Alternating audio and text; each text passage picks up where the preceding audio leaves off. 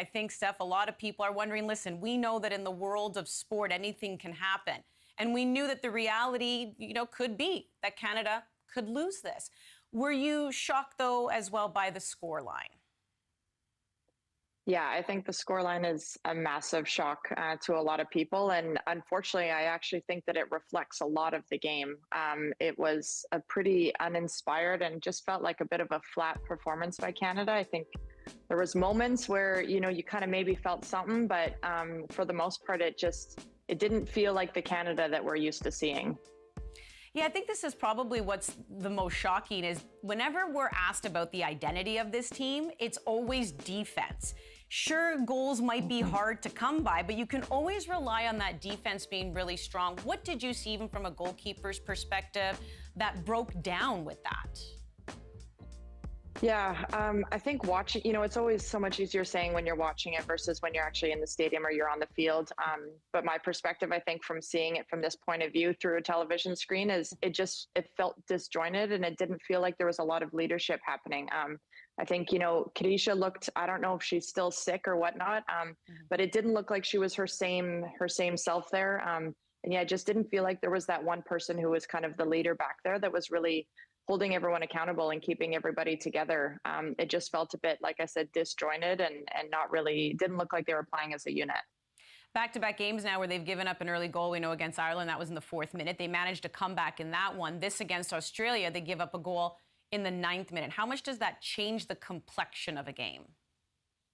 Yeah, it's huge. I think I saw a stat that it said the majority, I think it said almost every team that scores first ends up winning that game in the group stage. And I think for Canada, letting a goal in early, it just means that you as Bev says, like, have a bigger mountain to climb. It's something to overcome, especially against a host nation. Like, they get to have that goal. It puts the crowd behind them from that get-go, having that support from them. And then for Canada, having to battle against that and being a team that doesn't score a lot of goals in open play, that doesn't score a lot of goals in general in these types of games, like where they have to rely on set pieces, and they just weren't even being able to create set pieces. So it was going to be a tough battle for them from the start. Speaking of set pieces, Canada also seemed to have some difficulty defending against those. Again, Ireland gets that goal off a corner, the Olympico. Australia gets a goal here as well off of a corner. Did you see anything that kind of broke down there, or were those just really good goals by those teams? Yeah, I mean, I think looking back at the Ireland one, as a goalkeeper, of course, you're going to put that one on yourself and say that I should never let that in. At the same time, you don't expect it.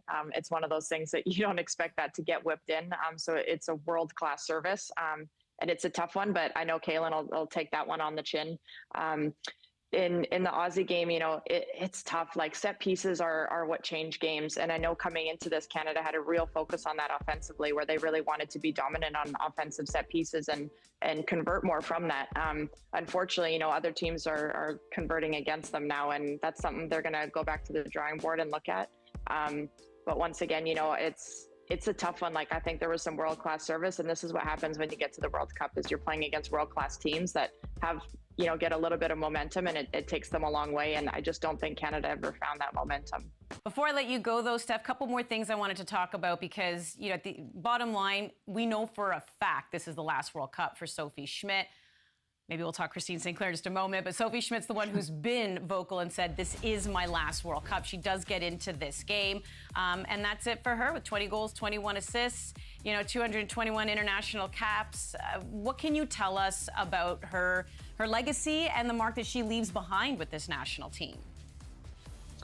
Yeah, I think, for me, looking at Sophie and the way that she ended her career, it's like she came back with renewed sense of energy. She, like, the way that she's playing right now, I think is some of the best football she's played in her entire career. And to me, like, that speaks volumes of the person and player that she is. She's had a lot of adversity in her career, her very, very long career. But for her to be able to come out on top at the end in her own performances and her own career, I think it's unbelievable.